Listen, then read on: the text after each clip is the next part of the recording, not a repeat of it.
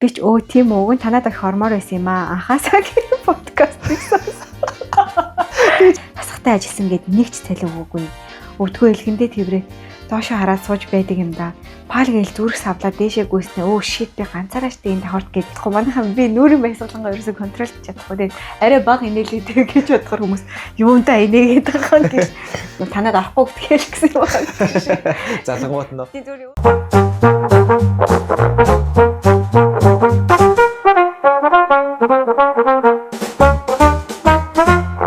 Зя. Тэгээ хичээд эхэлсэн байгаа юу? Бичиж байгаа. Гагч харчих. Бичиж гэнэ үү?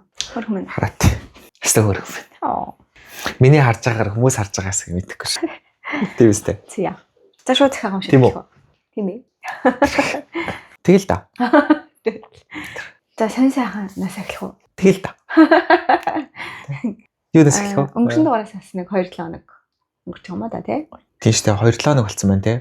Өнгөрсөн л очиж яалаа. Юу боллоо? Итгээрсэн ингээл сэрэл ингээл тэгэл таараад тий. Миний арс Сидней явсан шүү дээ. Тийм шүү дээ. Би ч нөгөө амар эмороо баг өмөрхтөр ч юм аа. Айгу эмо идсэн шүү дээ. Бас тэрнээсээ дээшсэн юм нахаа. Тий. Сараагч хаан тоглолтыг үзээд. Сараагч бас жоохон шалтгал байсан юм шиг байна. Би яхаа сараад дуртай л та. Гэхдээ яхаа тэгвэр нэг тийм өөр юм хийх хэрэгтэй байгаа дэсэн дээрээ Сидней нэрч очиод сайхан тоглолтоо үзээд ирээд нийлэн гой сэргсэн. Өнөөдөр бас гой нартайгаа болохоор өнөөдөр ч юм тоглог байж магадгүй. Гэхдээ ер нь л Мельбурний өвлөрс таалагдахгүй. Ерс таалагдахгүй. Тэг яхаа ирчихээс нэг тийм өвөл болдгоо газар очиж амьдрах уу? Тийм би ер нь нэг тийм Таиланд малын нийл хүн юм шиг байна. Гэхдээ Таиланд гэсэн тэгэл бас нэг борооны улиалаараа хүүтэн биш шүү дээ. Гэхдээ хүүтэн биш ч гэсэн амар цогцрол хэлэлт тийм. Мэдгүй тэгвэл хаачих уу? Tropical усууд бүрэл бороо мороотой болчих واخ тийм бас. Тэгэхээр би хаачих уу манайхаа. Баян хүн болол нөгөө зунаа алгасаал явдаг хүн болохоосаа. Perth юм уу? Gold Coast энэ төрлөө юм шүү. Бид нар чинь ч гэсэн тэгтээ тэгэл хэрэг болсон. Нэг амар сэрэг хүн болдгүй л хүү те. Яа тийм бол. Нахаа бичээрэй тийм. За тэгээд жолоондоо дөрөвдөхөд байгаа юмсан. Миний карьер ерөөсөө уналттай байна манайхаа. Ерөөсөө чадахгүй байна. Тэгээ яах те. Тэгээ тайлбар хэлхийц залхаа орж байна. Яг яасан гэдэг үү? Өөрөөсөө суугал байгаа юм. Тэгэл байгаа л тэрий. Болохоор тэгээд за чи одоо жоохон жолоо байхаар болжээ гэж хэлэх юм бол энтэх баг. Тэгэхээр тэнцэн би тэгээд тийм хязгаарлалт байд юм өгч байдгүй юм байна. Тэгээ мөнгөөл төлж л байгаа л. Хид унах гэдэг үү? Тийм байдаг юм. Тэгэл өгөөл ясашгүй дээ тий. Тийм байдаг бол хэцүү юм шүү. Дахиад 3 хон л өгөх боломж байна гэх. Тэгэл дахиж өгөхгүй гэдэг. Тийм. Зарим ажлын газар чинь тийм бид юм л шүү. MCS чинь нэг дундаа нэг шалгалттай. Таны шалгалтыг lifetime нэг өгж болно ч илүү ихэндээ. Вау тийм үү. Тийм зүгээр. Тэгээ яах вэ? Одоо тэнд нь унчих юм бол дахиад өөр газар орч болохгүй машин. Мэдгүй юм тийм уншсан шүү дээ. Би тэгээд вау. Элсийн өрхийн шалгалтыг хүртэл хүн жилийн дараа дахин өгж болдог баг. Тэгтээ яг нэг 5 жил мэл байдаг л үү тийм. Сонирхолтой л тийм. Тэгээд тэр шалгалт нь айгүй хэцүү заяа. Чи нөгөө өгж яасан шүү дээ. Юун дээр орохдоо. Би бол нэг яг тэнцсэн л гэсэн л дээ. Тэгтээ ер нь бол айгүй бас байж чадсан шүү дээ. Амар айку монгол хэл юу ч байсан бэ. Компани нэг сөрхий ясаа айгүй тийм шалгалт авдаг тийм. Тэр MCS-ийн шалгалт л мэдгүй би бол би ч нэг тийм олон ажиллаж үзсэн яаж үзсэн юм шүү дээ. Тийм байна да. Тийм би бол үзээ. За. Миний карьер ирсэн зах. Миний карьерээр явах хэрэгтэй тэгээд тушаал тушиж амжаагүй л юм да. 2-7 хоног арай бас богино юм. Богино. Дараагийн дугаараа 3-7 хоногт бол баг болчихлоо юм шиг. Тий, ажил ер нь давгүй дөө. Яг ерөнхийдөө бол нөгөө буцаад энгийн болох шат руугаа явж байгаа гэх юм уу? 2 сарын хугацаанд бол нэлээд баяжхтлаа. Нэг юм жоохон шокны байдлаас эхлээд тэгээд нэг тийм замбраагүй хэдэн 7 хоног яваад тэгэл тэр орн ингээл янз бүрийн юм болж байгаа шүү дээ. Ингээл юмнууд одоо маш их ачаал нэмэгдчихэж байгаа юм. Тэгэл нэг юм замбраагүй нөхцөл байдлууд үүсчихэж байгаа юм. Тэгэл ямар нэгэн байдлаар л ямарсан ингээл яваал байгаа байхгүй. Нэг тиймэрхүү 2 сар орчим явж агаад 2-7 хоногийн өмнө шинэ хүнээ авсан. Тэгээд одоо ерөнхийдөө юмнууд бас арай харцангуй чигдрэх тал руугаа явж байна. Тэгээд сэтгэл санааны хувьд ч гэсэн ерөнхийдөө яг нэг ихэнх үед тэр нэг шокийн байдлаасаа жоохон гарч чадахгүй байж байгаа зүйл рүүгээ бол дайжгүй тасаж эхлээд одоо харцангуй яг буцаад энгийн нөхцөл байдал руугаа орох гээд байна. Гэхдээ нэг юм жоохон асуудалтай үед ингээд байнгут юмыг айгүйх тийм одоо сөрөг талаас нь харах гэж хардаг болчихдаг юм шиг санагдаад байгаа юм. Зөв сүүлийн үед өөртөө ингээ мэдрэгдэж байгаа тэр одоо мэдрэмж нь гэх юм уу те. Дандаа асуудлууд ингээл яваад ангууд чинь энэ асуудлыг яах вэ гэл ингээл юмнуудыг хараад байнгут одоо ингээд юмнууд эргээд энгийн болж байгаа ч гэсэн нэг тийм юмд жоохон ингээд сөрөг талаас нь ингээд хандах гад байдаг. Тэр нэг тийм жоохон сул тал бол мэдрэгдээд байгаа. Тэгээ тэрийг нэг гоё эрэг болох тал дээр ажиллаж байгаа. Тэгээд ер нь давгүй болж эхэлж байна. Сэтгэл санааны хувьд ч гэсэн тэр ажлын ачааллын хувьд ч гэсэн тэр тий. Тэгээд дахиад нэг 7 хоног болчихвол тушаал дэвших гээд багш. Өнгөр 7 хоног болгон подкаст хийх болгон дэвшсэн байж дээ. Тий харин. Тиймэрхүү л сонь сайхандаа байна да. Одоо яг тэр би бол тэр нэг юм өөртөө тулгарсан чаленжийн үе гэж бол зөв үзээд байгаа байхгүй юу? Одоо яг Австрал дээрээ яг одоогийн ажилдаа орсноос хойш ер нь хамгийн юм чанга байсан, хэцүү байсан үе нь. Тэгээ тэрийг харцсангой ингээд давж эхлээд одоо ингээ нэг юм юмыг процесс хийгээд нэг гоё болдог шүү дээ. Тэр үеэр руугаа буцаад орчих юм бол өөртөө нэг юм гоё өсөлт авсан үе байх болов мэдрэмж байх болов гэж бол найдаад байгаа. Тэгэл болох нь. Тэр лугаа үзээлэн да. Тийм. Яа. Тийм. Би сүүлдээ нөгөө ажлын ярилцлаганд фейлснээс хойш амар олон газар аплай хийсэн. Тийм хамаарцсан шүү дээ. Тийм яг одоо би болохоор нөгөө пландинг ажил руу орсон. Тэгэхээр яг үнийг хэлэхэд бол яг одоо ажилд ороход гэсэн тохиромжгүй цаг үе болчихвол байгаа юм л та. Гэхдээ би бодсон нь зүгээр ажил хайж эхлэхдээ яаснаас зүгээр ингээд ямар ч газрууд руу аплайдаад ярилцлах ч юм уу те зүгээр нэг фон интервью. Тэгээ уцаар ярилцлага өгч юм уу тиймэрхүү зүгээр нэг жоохон ганц хоёр practice хийчихье гэж бодоод зүгээр сайхан юмнуудаа зэгцэлж тавьж аваад хоёр янзын CV бэлдээд нэг нь болохоор яг өөрийнхөө яг цэвэр мэргэжлийнхаа дагуу одоо медиа ч байд юм уу ийм production тий ийм creative social media marketing чиглэл рүүгээ нэг CV бэлдэж тавиад нөгөөх нь болохоор би зүгээр офисын ажил одоо хийнгээ жоохон хилээ сайжруулъя тэгээд ийм хүнтэй харилцдаг ажил хийгээж хоёр төрлөөр бэлдэж тавингуудаа тэгээд team төрлийн ажил руу ингээд нэг масс apply хийж байгаа байхгүй тий зүгээр л дараал оруулаад энэ бол ер нь бол гадаадад ялангуяа ажил хайх хамгийн амжилтгүй бөгөөд цаг хүрсэн шал буруу тактик гэж хүмүүс ер нь хэлдэм билээ тий. Гэхдээ яг би зүгээр тэнд дундаас аль нэг хүн тэгэл залгаал зүгээр танад орохгүй гэдгээл гэсэн юм байна. Залгангууд нь. Тийм зүгээр өөртөө юм туршлага болоод аль нэг нь л ямар их хүлээлт авахгүй.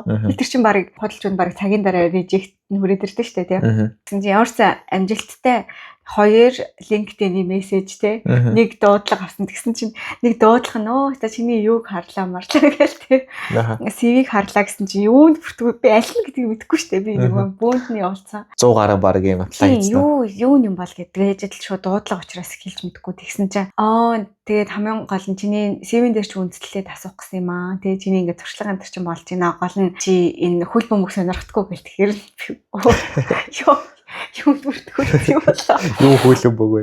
Юу хөлбөмбөг вэ гэдгсэн чинь Мельбурний эмэгтэйчүүдийн хөлбөмбөгийн холбоо ч юм уу те нэг тийм юмны маркетингийн албар руу бүртгүүлсэн байгаа байхгүй тийм. Тэр нь Австрал хөл нөгөө футигийнхан шүү дээ. Би нэг футбол гэдэг зүрэл би тэгтээ яг нөхөө өөрөө тоглодгоо ч гэсэн би ингээд амар сонирхдаг гэл тэр дараа ярьсан чинь. Тийм гэтээ энэ чинь нөгөө футбол биш AFL штэ гэд хэлээл тэгэнгүүт тий. Тэгснэ ингээд чи ингээд яг яаж сонирхдаг уу ямар баг дэмждэг үү гэд ингээд цаашаа хөнгөр гүцгэр гэсэн чинь шууд хүүхдэд хаажууд очсон нөгөө чинь зургт үзчихсэн аахгүй.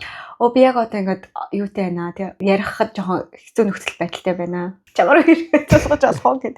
Тэгээд ингээд сэлж байхгүй. Тэгтээ яг би интервьюг авсан. Тэгтээ огт бас ингээд мэдхгүй юм руугаа дахиж аплай хийхгүй юм байна гэдэг туршлагыг тэндээс авсан. Тэгээд ажилд авахаар хүмүүстэй тэр олон бүгдлэг адилхан л CV л гэж байгаас нэг жоохон арай өөр тактиктэй үздэг болохоос тэгэж олон явуулаад нэгийг сонгоно гэсэн тактик бол ялангуяа тэр дунд нөгөө амар л CV биш бол тий. Үнэхээр ялгарх нь хэцүү л байдаг юм шиг байгаа юм. Тий. Харин ч харсан. Яа, ер нь CV явуулаад ажилд орох бол жоохон хэцүү л санагдсан надад ч гэсэн. Би бас амар их явуулсан шүү дээ. Тэгэл тэр дундаасаа одоо адаглал шууд нэрээрээ хасагдчихж байгаа байхгүй тий. Маш олон тохиолдолд тий. Ингээл би одоо яг нөгөө өөрөө сая хүн авах гад ингээд нэг юм гарч байгаа кейс нь тэгж байгаа байхгүй. Би өөрөө хэдийгээр гадаад хүн тий. Австралид ажиллаж байгаа гадаад хүн ч гэсэн би хүн ажилд авахдаа гадаад хүн аммааргүй байна. Ямар муухай бэ? Яагаад вэ гэхээр яг одоо өөрийгөө өмөрөх нэг юм хэлэх юм бол уцаар борлуулалт хийх хүн хайж байгаа учраас яг цэвэр англи хэлтэй хүн л хайчиж байгаа юм л да.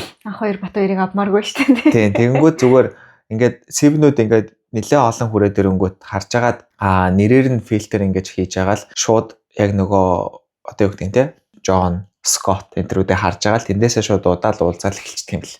Тэгж явж байгаа л загаагүй байвал авчээ гэдэг нэг тийм юм бол би өөрөө гадаад хүн ч гэсэн яг тийм юм бол үнэхээр үстгэл юм бэл. Тэнгүүд ингээд нэг юм priority хийгээд үзэнгүүт гадаад нэрээрээ яг тэр нэг priority-ийн low priority руу шууд автоматар орох кейс бол айгүй л их байт юм бэл. Тэгээ тэр бол тэгээд одоо тэрийг бол одоо тэгэл accept хийх аргагүй шүү дээ. Гадны юмсаа ирсэн байгаа учраас тэгээ сүултээ би тэгээ нэрийн анх хоёр биш тэгэл анка болсон тэгээ би нохоо юу. Юу энэ анка. Тэгээд ахтаад тий дуудчихлаа гэдэг шиг тийм. Гэхдээ яг бас нэг анзаарсан зүйл нь болохоор маш олон хүмүүс болохоор яг өөрийнхөө first name-ээ яг first name-ээр яг одоо юу гэдэг албан ёсны first name-ээр ашиглахгүй юм ч гэсэн айгүйх байдаг шүү дээ. Жишээлбэл минийх бол Зоро гэдээ явж байгаа шүү дээ. Зол заяа биш. Тэгээд ер нь ингээд нэг анзаарсан зүйл нь болохоор first name айгүй амархан болгох нь зүгээр санагдсан. Ер нь одоо ингээд айгүй урт нэр энтрийг бол за би монгол хүнийхээ нэрийг бол ингээд шууд гоёмшаад ойлгочихж байгаа шүү дээ. Тэнгүүд өөр хүмүүсийн те одоо ингээд ялангуяа энтгэгч байдаг юм уу араб талын те одоо бусад Аз хүмүүсийнхаа нэрийг ч гэсэн ингээд урт нэр ангууд ингээд жоохон бүр автоматар гэдэг нэг тийм за энэ хүн бол шууд тэр англи хэлний qualify-ын шууд баг хийж чадахгүй юм байна гэдэг шууд мессеж өгчдөг юм байл. Тэгэхээр тэр нэр энтрээ зүгээр ингээд хэрвээ гадаадад ажиллаж хайж байгаа ч юм уу хүмүүс байх юм бол ингээд айл болох никнеймээр бас хийчихвэл зүгээр санагдсан. Тэгэл одоо хятад хүмүүс ч гэсэн айгүйх ингээд нэрнүүдээ first name-үүдээ шууд өөр тэр сайн мам энэ болгох ч юм уу. Тэгээд хэдийгээр хятад гэдэг нь last name-аас нь харж байгаа ч гэсэн за ядаж нэг тийм энд магадгүй утсан баг ч гэдэг юм уу. Тэгээд дуутахад амарч гэдэг юм уу. Тиймэрхүү юмнууд бол зүгээр үстгэл юм байл. Айгу онцгой ч гэсэн яг тийм бодит байдал нь бол тийм гэсэн тэр их олон юмнаас сонсч байсан болохоор тэгэл би тэг өөрөө нөгөө нэг тэр нэр мэр ерөөс харахаа болчтой юм шүү дээ нөгөө CV-гээ би өөрөө харахтаа нөгөө миний нүдэнд торохгүй байгаа байхгүй тий тэгээд дараа нь би ийм нэрээр apply хийдэг байгаа юм гэдгээ зүгээр бийж дараа нь хүн хэлэхэд чамайг хэлэхэд л анзаарсан л та. Тийм ээ тэгээ студ манаас ингээд хоёр гоё тийм шүү дээ. Уунаад тэрийн тэр нөгөө подкастыг харсан нэг дээр доор тийм харууллаа. Тэг харсан шүү дээ зураг тий. Яаж ч л уунаг ингээд арай өндөр сандал дээр суулгацсан тий. Тэр үрээр инээтэй өөрийн тэгтээ код харагдчихлээ тэгээд хоёр сандалтай болсон одоо подкаст юм байна. Энэ амар гоё тухтаа сандал байлээ. Ингээд суухад амар гоё. Тэг хүмүүс энд ингээд чиний нэр байхгүй байгаад амар боодордолоод учраас өөрийнхөө нэрийг ус аваа ичлээ. Баярлаа. Тийм. Энд хоёул ажлын борны бус явдал гэдэг нэг юутай болох юм уу? Голтой нэг юм сайнтай юу. За тийм байна. За тэгээд ажилд орох процессын талаар ярьсан учраас өнөөдөр ажилд орсон гэдэг талаар болон одоо ингээд бусад гэдэг нөгөө нэг өөр сэдвээр бичих гэдэг цагтлууд нь бүр нэлээд аваарсан байгаа тийм. Тэр хоёрыг аль болох унших гад хичээ. Өнөөдөр хоёлоо аль болох олон цагтл унших гэж хичээ. Тэгэхээр нэг 6-7 цагтл нэг дугаар дээр юу нь бол уншиж амжаад байгаа тийм. Хүмүүсээс айгүй сторонуудаа явуулаад л ш тийм. Маш болцсон. Тийм болохоор аль болох олныг уншаад. Тэгээ манайхан бас комментоо бас гоё сайн бичээрэй те. Манай энэ юуны adult content хийхээр хүмүүс айгүй тийм юу биш болчих тийм аа тий. Одоо коммент бичих юм нэмэр багсаа сонсол гараа ивчдэг тийм. Цензуртэй байгаад байдаг тийм шүү аа. Тийм болохоор аль болох комментоо бичүүлэх гоё айтайхан байдаг шүү манайхаа. За яаж зүхтах вэ ажилд орсон гинэ? Хуучин ажил маань төвөөс жаахан зайтай байдаг байлаа. Анх ажилд ороод жолоочтой явхад их л хол санагдаад гайхаад л яваад байсан. Уулын зам руу ороод л яваад байсан. Гинэт толгойд нэг бодол төрөв. Энэ яг жинхэнэ ажил мөн үү? Намайг энд алдна гэвэл би яаж зүгтах вэ? Зам дагаад гүн гэж байх уу? Туул голоо гатлуул яах вэ? Хэрэг өнзгийгээ төмөн бодол. Тэгээд явж утсан. Санснаас гоё байсан. Жинхэнэ ажил хүн байсан гэнэ. За. Окей. Яа дараагийн. Ажлын байр ийм байж болтгийг мэдээгүй 35 нас минь гинэ. Ажилд орсон төв. Энэ барилга дотор яг ямар компани байдаг гэдгийг олон хүн мэддэггүй. Гэхдээ нэг зүйл тодорхой. Хаалгаар норж ирсэн хүн бүр соёлын тавталгаанд өртдөг. Даваа гарагт энэ компани хүлээн авах дээр сууж байхад цаг удаан өнгөрөх шиг санагдаагүй. Учир нь жигтэйхэн хөөрхөн үргэлж нэмсгэлэх хүлээн авах охин надад зөвхөн кофе биш, харин энэ байгууллагын дулаан уур амьсгалыг төхөөлж өгч байлаа. Анх энэ барилгын үүдээр алхаж ороход нэг л өөр мэдрэмж төрсөн. Классик хэв маягийн интерьерээр өдөр бүр амьд төгөлдөр хуур хийлчийн тоглолт. Вау.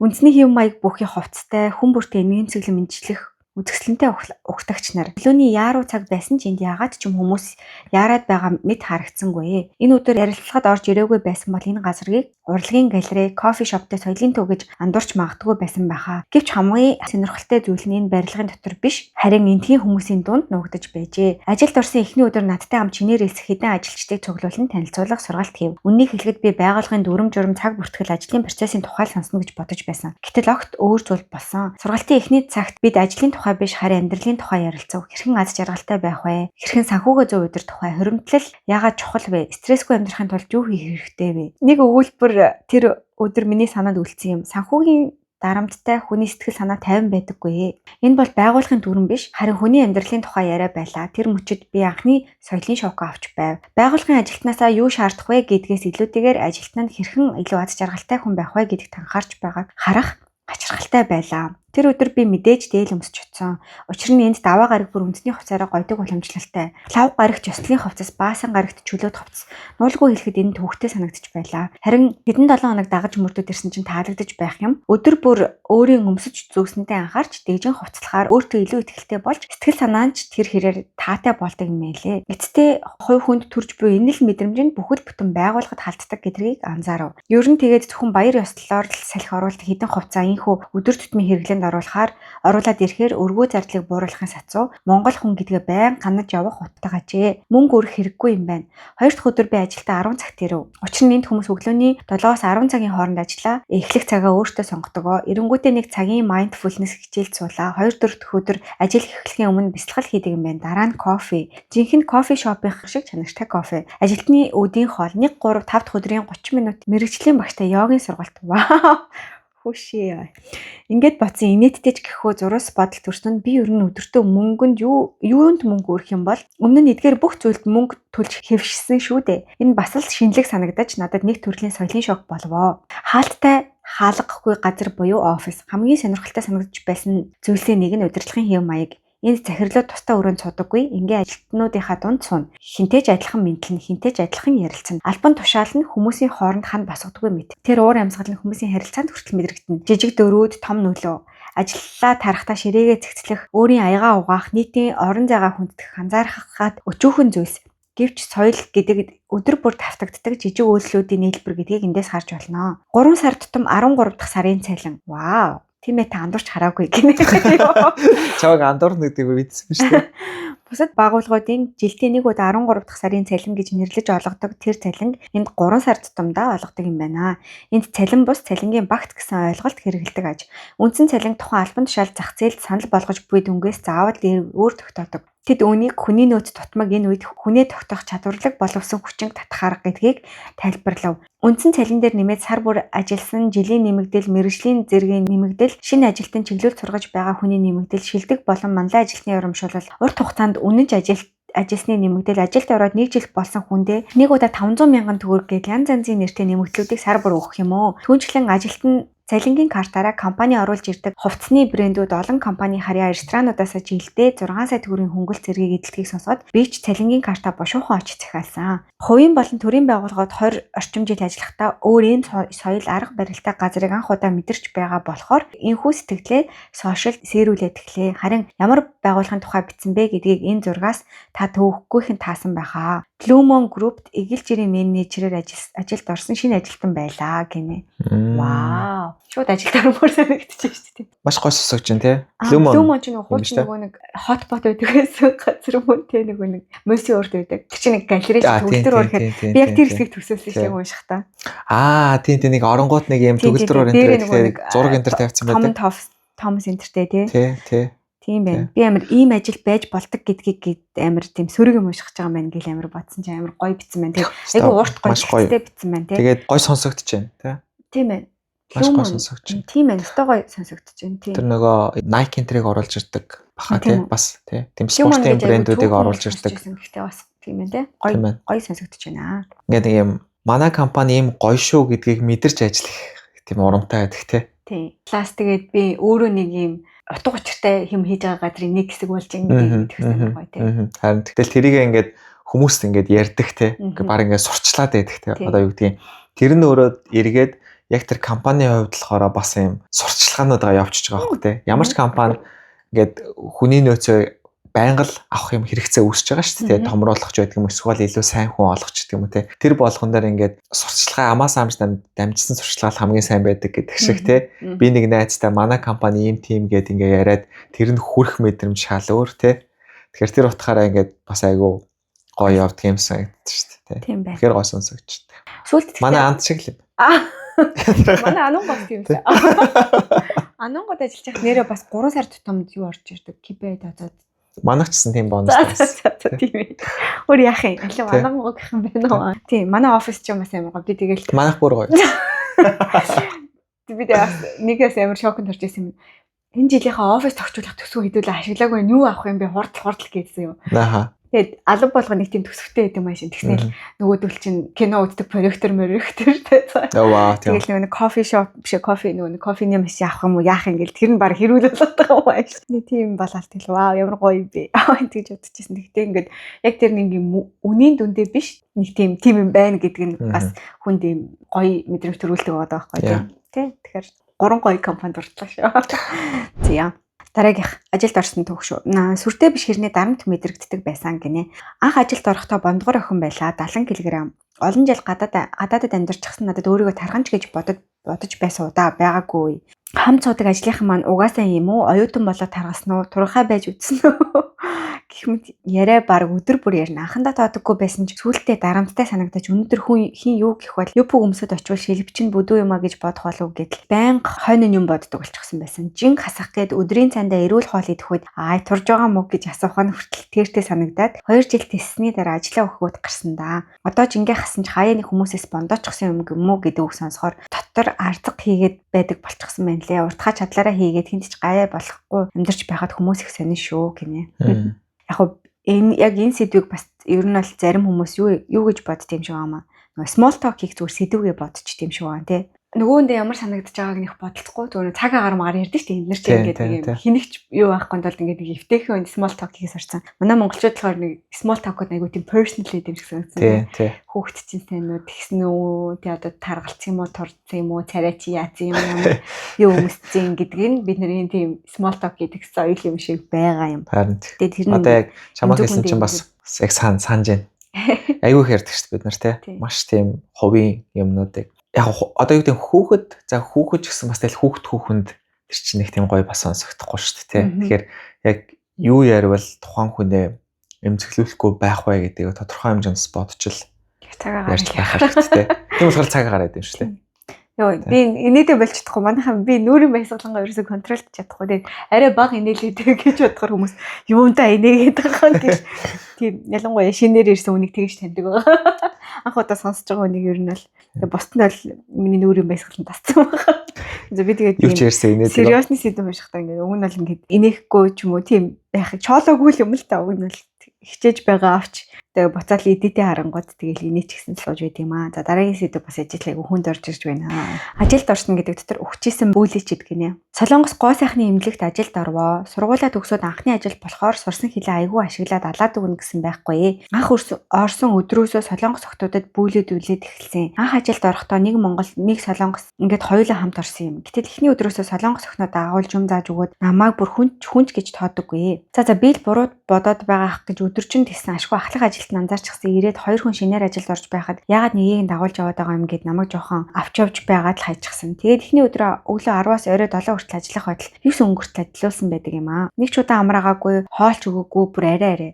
За тэгээд монгол хүн чинь гүргээр маргааш нь яваад очлоо. Тэгсэн нөгөө хамт орсон солонгос охин маань шантраад гарчихсан байсан. Дахиад инээчлээ уучлаарай. Тэгсэн тэр өдрөөс хар дарсан зүүд эхэлсэн юм аа. Холоос харахаараа над руу зэхэлзээд хажуугаар явахдаа мөрлөөд бүр ганц цайхан ааштай хөнгөө ажил байсан да. Ингээд хүсэж орсон ажилдаа 3 хоног тисээд түүнээс хойш чадахгүй нэ гэд хэлээд гарсан да хөрхий. Цалингаа бол авсан шүү. Яг одоо бол хамгийн сайхан ааштай захирал болон ахлагтай гоё ажилд орсон. Тэнэг газар байвал өөрийгөө зовоогоод байхгүй гарчхаж байгаарэ. Ганцхан тэр газраар дуусахгүй шүү хөрхнүүдээ гинэ. Яа. Гэтэ одоо солонгос кино үзсээр байгаад байнгын битийн махтаг гэх нэг бодол төрөдчих. Жидэл чи тэрээс нэг ч удаа солонгос явж үзээгүй нэ. Авир солонгос юмнууд үзэнгүүт. Айгүй тийм орилж хашгирсан юм шиг тийм стереотиптэй болцсон байлээ би лөө. Тэгдэг бай. Тэгээд нөгөө юм бүлийн байлын юм соёл нь тийм юм шиг те. Одоо ер нь дандаа тийм кино үзээр байгаа жоохон тийм юм жоохон тархиа угаалгаад ах шиг байна. Гэхдээ тийм байдгүй үстэй манай солонгостэй монгол хүмүүсээ аль бичээрээ. Тэгээ дараагийн ажил нь бас аягүй гоё газар. Тийм байна. Орцсон гэдэг ч те. Яг үнэхээр таалагдахгүй хэцүү байгаа газар ялангуяа юм сэтгэл зүйн хувьд ч гэдэг юм уу те. Тийм газар бол заавал тэнд амар удаа тохиол үнэхээр шаардлагагүй юм шиг санагддаг. Ажлын ачааллын хэцүү ч юм уу эсвэл өөр зүйлийн хэцүү байвал тэр чинь ингээд те хичээгээд болох зүйл шүү дээ. Тэнгүүд ингээд гадуурхалч гэдэг юм уу. Тиймэрхүү зүйлийг бол зүгээр л заа. Бай гэл те. Үгүй юу. Гэхдээ тийм. Тэгэл яг эхнийхээс л айгуу зөрөгтэй гарч. Хоёр дахоос л бүгд тийм байд юм болоо ч гэдэг юм нэг тийм жоохон эргэлзээ нар. Ялангуяа төгссөн жоох хүүхдүүдтэй л бүр л амар хүнд нөлөөлдөг байх гэж бодд юм аа. Гэтэ ер нь why хүнд юу тийч хандах. Ер нь дөнгөж орж ирж байгаа хүнтэй дээрээс нь дөнгөж хилжиж ирж байгаа хүүхд энэ төр ч юу яагаад тийм новшин хандд юм бол угаасаа амар тухгүй нөгөөнд амар хэцүү байгаа нь ойлгомжтой шүү дээ. Эвгүй байгаа нь тий. Тэгэхээр ер нь яагаад хүмүүс тийм зэлбэн байдаг гэдгийг бас жоохон гайхдаг. Гажлаанг юм шүү. Заримдаа яг жихнээс амар гаж хүсэл байгаа байхгүй амар тийм өөрийнхөө паверыг мэдрэх гээд ингэ зовоод байгаа юм санагдаад байдаг. Би бас нэг удаа нэг тиймэрхүү зүгээр хандлагатай тарж ирсэн. Тэгээд тэр хүний бодол ингээд одоо ч гэсэн ерөөсөө өөрчлөгддөг байхгүй юу? Тэр яжитал нэг дөнгөж өөрөө бас дөнгөж орсон. Би ер нь дөнгөж орсон хүний драма тий. Тэгсэн чинь чи одоо тэгээд эдийн засгаар төгсчөө сэтгүүлч хийгээд байгаа юм уу гэд нэг тэр миний ерөөсөө надад албанд хамаагүй би зүгээр нэг жижигхэн прожект хийх хэрэгтэй болсон чинь тэр хүний дээр ажиллах болчихгүй юу? Тэгээд нэг тэр бүр ингээд 2 өдөр ч үлээ ажиллах. За тэгсэн чинь нөгөө хүн чинь баг өөрөө офисын өрөөгүй тэр алт малбан жигдрээгүй нэг сонин асур студийн нэг оролцооснаа миний бицэм ингээл амар сараачаал. Одоо ч дурын хүний сэтгүүлч хийдэг болчтой юм болчтой. Тэгээ яах вэ мах уу гэд надтай бүр ингээд ямар ч шалтгаангүйгээр айгу муухай бүдүүлэг харцчихсан байхгүй. Яг тэр хүнийг би ингээд олон тэг зуртай гардагс хүн бишээс юм аа. Гэтэ ер нь бол мэдтгэл хүн байсан л да. Гэтэ надаа одоо ч гэсэн ингээл харахаар нэг юмэр. Тэнийг санагдаад зүгээр л надад тэгж хандаж нэг тийм жоохон паверал мэдэрмээр байсан юм байна даа л гэж би бодсон. Болохоос биш. Би тэнд буруу ч юм хийгээгүй зүгээр л хийс юм авчиад үзүүлсэн чинь нэг баахан доромжлол болж гарсаахгүй. Заримдаа нэг анинер идэв штэ тий компанид яг нэг ингээл нэг дөнгөж орж ирсэн ч юм уу нэг жоохон чихэн зөөлөн хүмүүсийг нэг жоохон элтүүлч нэг тэгж кайф мэдэрдэг тийм хүмүүс байдаг. Яг удаануудтайгаа айгу зузгалцсан. Ха тэр энийг гэдэг үлсэн. Тийм тэд нар бол жоохон муухай санагддаг. Тэгтээ яг тэ тийм хүмүүс идэд ороод тэгээд харьцах учраа болчих юм дөө тий. За яг хөө тий нэг аашин олоод тий тийм ааштай хүмүүс нэг явандаа гайгүй бас болчдөг. Тийм гайгүй болчдөг. Тэр их маань болчдөг. Гэтэ тэр чинь ингээд анх орж ирж байгаа юм бол айгу муухай соёлоод байхгүй тий. Нэг хүний нөөц мөцөн ч гэсэн яаж чадхаа бэлдсэн л байдаг л та. Сайд. Яг тийм хүн байж магадгүй гэл зүгээр манайхан бодчихгүй тий. Ер нь бол гэтэл байдаг штэ. Ямар нэгэн байдлаар тий. Зөв би болохоор тиймэрхүү хүмүүсийг ингэж хараад байдаг байхгүй ингээд хүн ямар нэгэн байдлаар ингээд нэг тийм кайф мэдрэх хүсэл байгаа штэ тий. Одоо юу гэдгийг та ямар мундаг юм бэ гэл ингээд магтуулч ч юм уу тий. Эсвэл тэр чадварыг нь үнэлээл хүн хэлэхгүй ч гэсэн ингээд нэг тэр хараал энэ ч мундаг юм аа гэл бодож байгаа хүртэл ингээл хүнд мэдрэгддэг шүү дээ. Тэгэнгүүт яг ингээд мундаг юм бэ гэдэг тэр мэдрэмжийг авч чаддгүй хүмүүс тодорхой хэмжээний одоо ингээд тийм одоо powerтай болонгуудаа тэр power-аараа ингээд хүмүүсийг жоохон дээрлэх гэж тэр нэг юм кайфа бас мэдрэх гэдэг юм шиг санагддаг шүү. Тэгэнгүүт ингээд өөрт нь ингээд power байнгут гоёор тэр нэг кайфа мэдхгүй болонгууд хүчээр тэрийг ингээд мэдрэх гэдэг ингээд гаргаад байдаг юм шиг бас санагддаг. Тиймэрхүү хүмүүс бол ер нь нэлээд таарч лээс. Тэгэл яг алдаа гаргаад хэлж мэлж байгаа бол бас өөртөө тий зүгээр ингээд бүдүүлэг харьцаад байдаг шүү. Тий харин тий. Их чинь бол энэ компаниг 20 жил ажилласан шүү. Миний дүү надтай ингэж харьцахгүй шүү гэж байгаа нэг тийм өнгөөс илрээд байдаг байхгүй тий. Миний дүү чигээ мэдхгүй байна. Одоо мэдээд авчихаа гэж байгаа юм шиг нэг тийм зөв анинер байд юм аа. Харин байдаг. Гэтэ яг хөтэ би тэр анинерыг ороод ирэндээ дгүү бодцдаг шүү.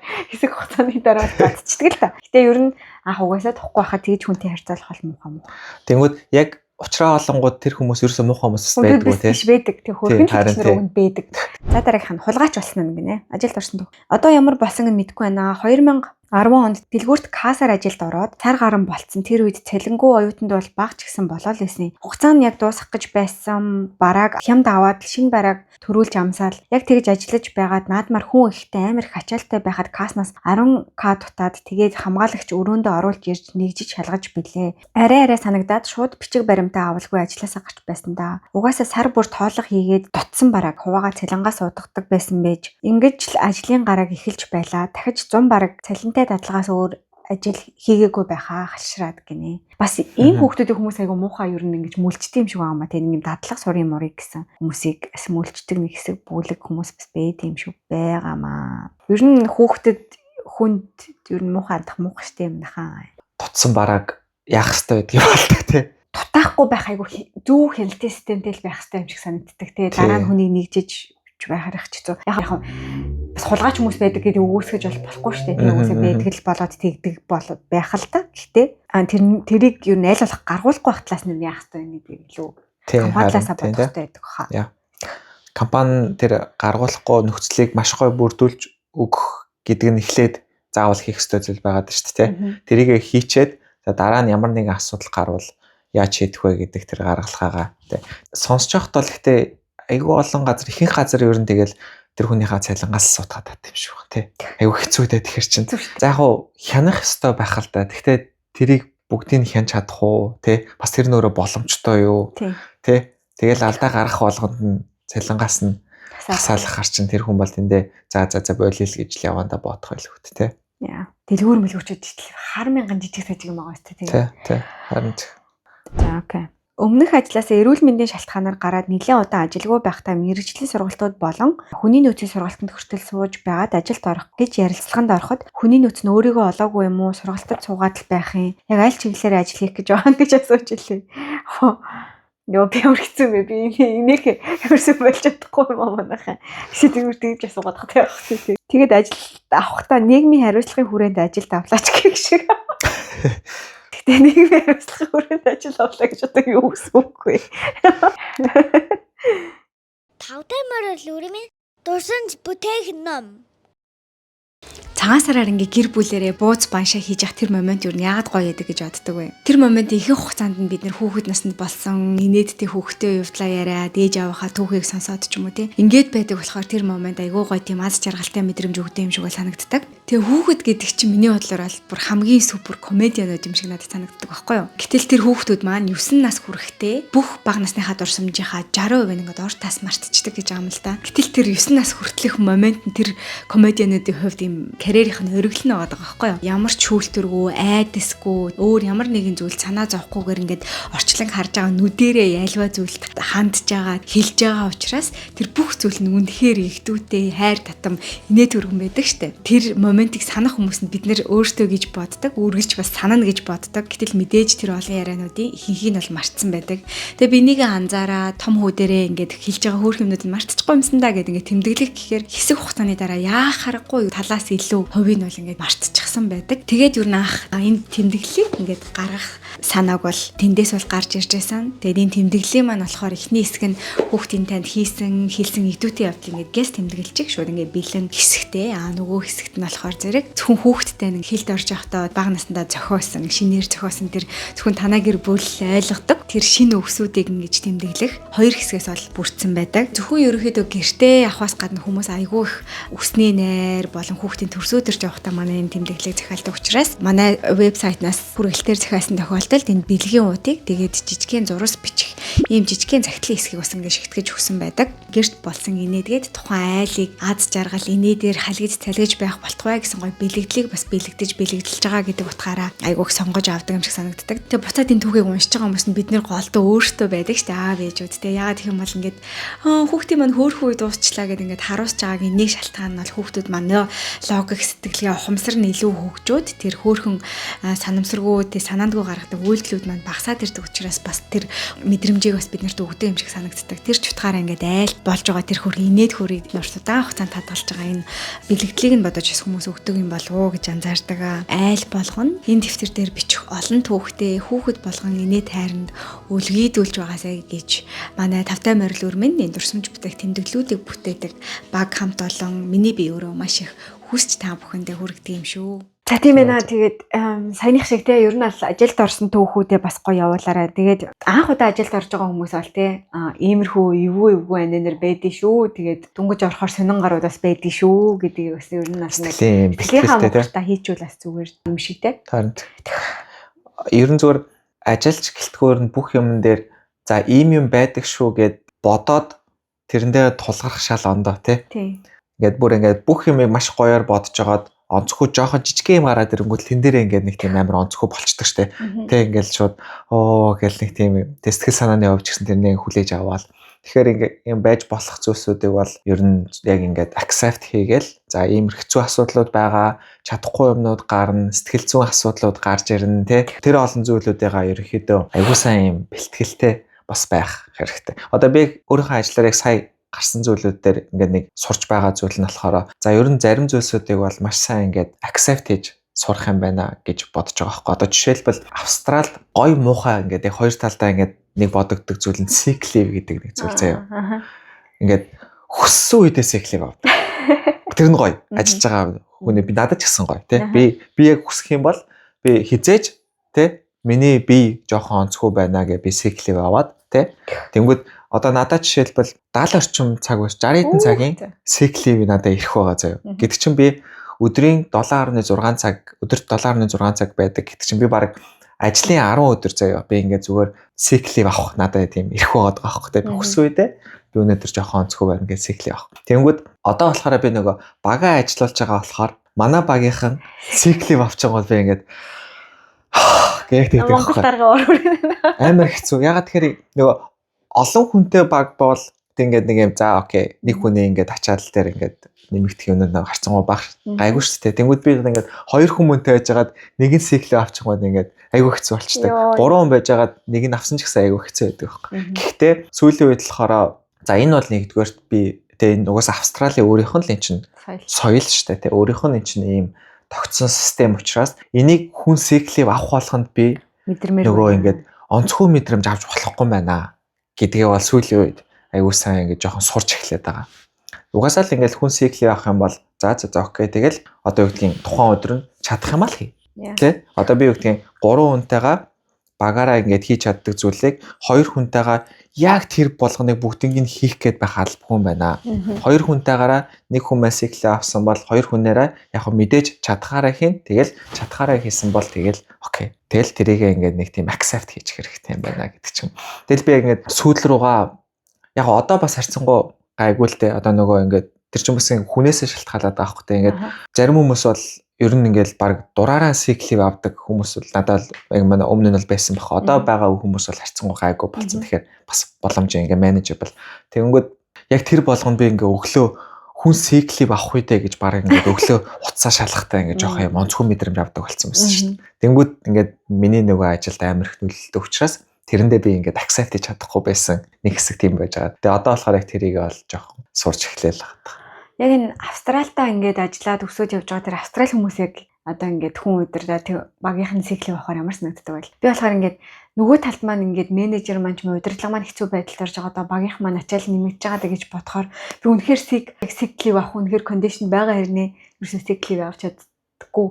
Монголд ч гэсэн үнэл хойлоороо байгаа л та тийм ер нь бол байсан. Хүүхд мөхт амар өвдөөл шүнжэнгөө халуураал те ингээл тэрч ямарч нойргүй ончол аргалал явдаг гэсэн шүү дээ. Тэгэхээр ерөөс тэгж авч үзээгүй тийм одоо тэмүүт чинь бидний соёл тийм байгаа даахгүй нөгөө талаа хэцүү байгаа гэдгийг мэдчихэж байгаа уусаа хэцүү байдаг. Нөгөө энд ингээд яг энэ хөрсөн дээр оргосон хүмүүстэй арай дээр үе чаддаг болов. Илүү accept хийгээ сурцсан байдаг байх л гэж боддог шүү дээ. Уусаа эн чинь тэгэл байдгал зүйл тэгэл яах вэ гэлтэй. Тэгээд австралчууд ч бас нэг юм тайван юм шиг санагддаг ингээд ажилд хандахтаа. Айөө тэгэл болно штэ. За тэгэл болохоор нь болгоол гэл явъя л да гэдэг ч юм уу тий. Тиймэрхүү юмнууд хандаг. Ингээд мэдрэгддэг болохоор тэгэл accept хийх нь илүү сайн байдаг. Азууд ч юм болохоор яаж хийж байгаа л ингэн гээл тий. Одоо манай японочууд энэ төрөөс ихтгэдэг байхгүй гэл бүр яаж ч байсан заавал ажилтаа ирдэг. Бүр нь баг сиклийг баг авдаггүй бах гэж боддог тий. Ашиглагдаагүй сиклийг бол мөнгө олж оршин гэж байхгүй тий. Байхгүй штэ. Харин тэгээд нэг юм 300 цаг маг болоод тулаад тэгээд зогсчдаг шилмэг тиймэрхүү сонсчихсан. Бүрэн. Одоо тэгтээ ингээд чамаа ингээд харангуут бас яг тэгж яхаад байхгүй. Ажилтан байхдаа ч гэсэн ингээд санаа зовоод авч чадахгүй. Өөрөө бас ингээд баг удирч явахдаа ч гэсэн авч чадахгүй. Одоо би бол ингээд сая 6-7 сард нэг тийшээ явж нэг жоохон дулаацч нэг мүүдээ өөрчлөлчөөд ирээ гэхэд чи нөгөө нэг энэ фая гэжсэн болохоор үгүй гэл гөрөөсөр байгаа л ингээл юу яаж байгаа штэ одоо ингээд ерөөс огт ашиглахгүй. Зоолоо бүр гэрээс ажиллахтаа хүртэл хүмүүсийн гэрээс ажиллахаа гэсэн болохоор гэс нэг ландригаа шидчихэд нэг хөрхөн тэг хүүхд мөхтэй сургууль ажилласан. Зөвхөн бүрийн өрөөс гардаг ч үгүй заяа. Тэгээд яг бүр хоолныхаа цагийг баг 1 цаг авч болох юм нэг баг 20 минутын хоол ажил баг буцаж орж ирээд байгаа маа шээ. Тэгж ажилтдаг байгаа таахгүй. Тэгэхээр чин цаанд фэр. Үгүй. Тэгтээ яг өмнө нь бол харцангуй гайгүй байсан штэ. Чи бас ингээд ажлын ачаал дээр чи ер нь энд гэрээс ажиллахдаа хэзээ ч тийм чийл ажиллаж байгаагүй. Тэгээ бүр плюс илүү ажилдаг гэрээс ажилласан өдрөө. Манай удирдлагын сонсч байвал гэж шүү. Тийм угаад байгаа байхгүй. Тэгэхээр чин. Гэхдээ харин чаддгүй маа бас ингээд яг юм заас ингээд гэрээсээ ажиллаж байгаа юм чинь гээл сайхан зүгээр ингээл юм үзэл сууж ийдаа гэж ерөөсөй чаддгүй юм. Цаанаас нэг юм ингээд нэг юм гилти мэдрэмж аваад байт. Сайнтай моталах те. Яг би тэгэж юу хийж хэлээгүй шүү дээ. Ер нь л тийм санаач юм. Дурдаж гэрээс ажил гэж бол хэлээгүй байхгүй те. Угаасаа тэгэл ингээд бодохоор ажил дээр ер нь та эднэр бичтэй ажил дээр за ер нь ингээд гоё хийх юм гоё дуусч юм даа өнөөдөртөө дуусгачлаа да гэж боддог өдөр хүний ажилд ер нь байд юм уу? Байнгын нэг юмд бэлтгэх ч юм уу те. Үнэ те. Ер нь бол ингээд байнгын файр лээдэг үсттэй тий. Тэгтэл чи ингээд яг одоо ингээд амраа явчвал бүр л дортох юм шиг санагдаад байдаг те. Ер нь бүх ажилтаа та нар бүх зэгт гэж бодож байгаа гэж хэлээ. Тэгээ ууна могныг яриаг сонсож байгаа тэгмүүд менежер нь юутэй мөртлөө шууд амраад тэд өдрийн лив аваад ингээд явцсан мовцсон гэдэг ингээд ярьж байгаас бас тэгж болдог л байгаа байхгүй тий. Окей. Зүгээр хэлсэн юм байна. За дараагийнх нь болохоор өөр төвх бичээ гэдгээд дээр орж ирсэн байна. Тэгэхээр яг гарчгуудыг хараад янз бүрийн сэдвтэй юм шиг байна. Сайн байна уу анхаагч контентийг чинь үзэх гэж нүдээ чилтэл хүлээлээ. Эргэн ирж байгаа явдалд анхаагч болон бурхандаа баярлалаа. Хөрхийв. Зарим хүмүүсийн түүхийг уншихаар ажлын байран дээрээ жирэмсэн босноо зарлах үед хамтран ажиллагчид нь баяр хүргээд л захирал нь алган дээрээ бөмбөрүүлэлт байдаг да. Хөрхий. Би үхэн тийм түүх үлдээсэй гэж хүссэн ч 180 иргсэн байдаг юм аа. Монголын томоохон компаниудын нэгд ажилдаг байсан юм аа. Хоёр ч удаа жирэмслэлээ хоёулаа бүтээгүү. Шантраад хүүхдийн асуудлыг түр хойш тавилаа. Компани дотроо хилтэс цайлж өөр хамт олонтой боллоо. Шинэ ажилдаа арай чамайг асаж эхлэх үед жирэмсэн босноо мэдлээ. Хоёр удаа алдсан хүн эхэндээ ч мэддэхийг хүсээгүй хэсэг нуулаа. Хордлогонд дарлуулж хоолж идэж чадахгүй хэсэг шартаа даа гэж энийгээд л яваад байлаа. 4 сар хүрлээ гэдэс мэдэгдээд эхэлсэн. Нэг өдөр захирал дээр орхоор боллоо. Тэр өдрийг хүртэл захирал эмэгтэйгээс мотивац авч энэ хүн шиг мундаг дайчин харизмтай болох юмсан гэж боддог байлаа. Орлоо гарын үсэг зурулах 2 минутын хугацаанд хэлсэн бүх үг нэмэгтэй хүн эхүнээс яаж юм уу гардаг байна гэмээр хизээ төрөх вэ гэж асуухт нь юу ч бодлого тэдэн сардгээ хэлж эхлэе. Тэгсэн араас нь ядаргаатай юм хүүхэд цувуулцгаагаад ажлын байран дээр ч тогтохгүй. Тэгээ дахин төрөөд алга болцгоочих нь хүүхэд хийх завтай амьдардаг юмнууд гэдэл хэлэх олдоогүй гомдоод л гарч ирсэн. Тэрнээс хойш хид хідэн салбар нээн гэд нилээн юм боллоо. Магнигаа давхарлаж уугаад л хэдэн өдөр оройжин ажиллаад салбаруудаа нээлээ. Би бол зүгээр л захирлын нүдэнд орсон өргөс шиг болчихсон за. Декретээ авах өдөр төглөө. 7 хоногийн өмнө гинэт л миний дангаараа нэг тасаг гинэт батлагдчихсан. Уг нь хугацаа болоогүй миний ажлыг авсан хүн аль үжээ ажилдаа тасаад нээхээр удаан хугацааны ажил байсан ч гинэт миний толгой дээр бүүн ажил болгочихсон. Өглөө оройгүй утас хангиндаг боллоо. Хөө эн чи ячив тэр чи ячив. Эн чин дутуу байна. Яасан гидсээ даахгүй байна уу хөдөлж чадчих юм а. Тооноос тулаад эмнэлэг орох гэхээр явуулахгүй тамлаж билээ. Эцэст нь арай гэж декретний хугацаа минь болж шууд л тойрхоо хүний нөөцтэй өгөөд ажлын дугаарын симийг гаргаж хаяад алга болж санаа минь амарч билээ. Одоо тэр захиралд тэр үед төрдөггүй хүн ажилд авахгүй дээ гэж хэлдэг байж гэж бодогддог юм. Муухай нэхэл хатуутай те гинэ. Гэтэ тэгээд хинчл байсан өсөж хүлээсэн хүүхдээ яаж игээд төрүүлэхэл бодно бидтэй гинэ. Тэгэлгүй яхав дээ. Мэдрэл захирал вэ. Харин юу гэсэн ч үгүй те. Тэг ядаж дотроо бодлоо те. Ер нь бол тийм шүү дээ. Багаа хэлэх ер нь. Би бас тэгтээ нэг тийм үг сонсч. Би одоо бүх шишээ дээр шишээдэг байж. Яг жирэмсэн байх та. Бараг 78 сар мартайхтай нэг төсөл шиг нэг алддаг үе дээр таарсан. Энэ нэг төслийг өстө хариуцж байгаа амтан гэж яахгүй нэг бол зүдээс нэг мэдээд ганцаараа хөтгөрөө заяа. Нэг бол зүдээс нь чи юу гэлээ өргөмөл хүүхчийг энэ нэг төсөл нэг бол зүдээс юм юу агаал нэг бол би ч авахгүй гэж хүмүүс орж ирээл гэл би мөр. За тийм яах юм. Тийм хүлээ авчих хүүхдээ гаргахгүй гэлтэй шүү дээ. Тэгэл яхаа хүмүүст тэгэл стресстэйгээ тэнэг хэлж дургу өргөдөг шүү. Сайн юмнууд. Тэгэд төвөгдхийн жирэмсэн болоод хүүхэдтэй гаргах гэдэг чинь нэгдүгээр энэ чинь байгалийн зам зүйл шүү дээ. Тэ? Одоо юу хизээ юу одоо юу гэдэг нь тэ гэдэг нэг тийм л юм байгаад байгаа шүү дээ. Тэрийг яаж ч accept-л хэрэгтэй үстэй. Тэ шүү дээ. Тэ? Яаж ч утсан. А тэгээ мэдээж тэр хүн нь одоо юу гэдэг амралтаа авангууд одоо ажил нь тэ ачаалтай болно хийж яг хариуцж байсан хүн байхгүй болно энэ төр гэдэг юмнууд байгаа ч гэсэн тэрийгээ яаж хийж байгаа л зохицуулах л шүү дээ. Тэгээ ялангуяа тэгээд яг энэ дээр бас ийм нөгөө хуулийн зохицуулалтын төрөд байдгүй болохоор дураараа бас хэлдэг юм болов уу гэж бол боддог шүү дээ. Одоо үгдгийн хүнийг тэгж төрөх жоохт нь тэ зүдисийн юм уу нэтрэ гэдэг ч юм уу тэ тэгж бас хэлж болохгүй шүү дээ. Энд бол шууд баг ажилласаа алагдчих. Харин тэ тэгэхээр хүн ингээд тэгж стресстэй жирэмсэн байна гэдэг чинь хүүхдийнхээ эрүүл мэнд өөрийнхөө эрүүл мэндэд ч гэсэн бас асуудалтай үстэй тэ. Гэхдээ одоо ингээд манай Монголд ажиллаж байгаа том групп компани ч вэ юу ч вэ энд ингээ HR ажилтдаг хүмүүс гоё бичээсэй тий. Ер нь HR яг team юм дээр харах хэмжээ авч чаддсан юм уу? Би хамгийн сүүлдний ажлаасаа гараад болсон бүх юмнуудаа бичээ өгч байгаа байхгүй юу? Тэгэхэд HR нь ингээд угсаа уулзах хэрэгтэй болохоор уулздаг юм шиг байгаа юм. Тэгээ би ингээд бичээд болсон бичээсээ хэлж байгаа юм. Тэгтэл харин тийм ээ. Яг чамтай адилхан би наад хүн дээр чи ингээд 5 захианадаа байна. Тэгээ явах хэлээ л гэж байгаа байхгүй юу тий. Тэгэхээр ер нь бол ингээд би бол тэндээс үгүй ямар ч павер байхгүй юм байна.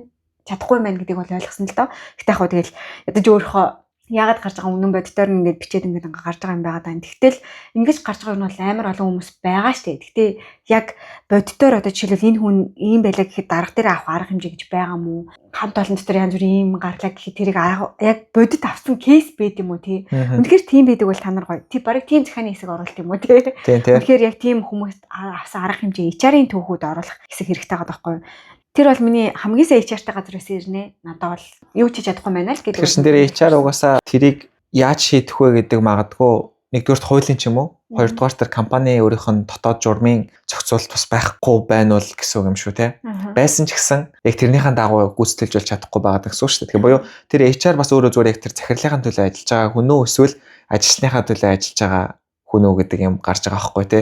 Тэнгүү чинь ихэнх тохиолдолд одоо бол HR яг захирлынхаа төлөө захирлынхаа юу гэсний төлөө зүгээр үгээр нь ажиллаж байгаа хүн баг болчихж байгаа гэсэн үстэй тий. Тэгэхээс биш тэр ажилчид яаж байгаа өөрийнх нь баг позишн хангахаар тий харин тий.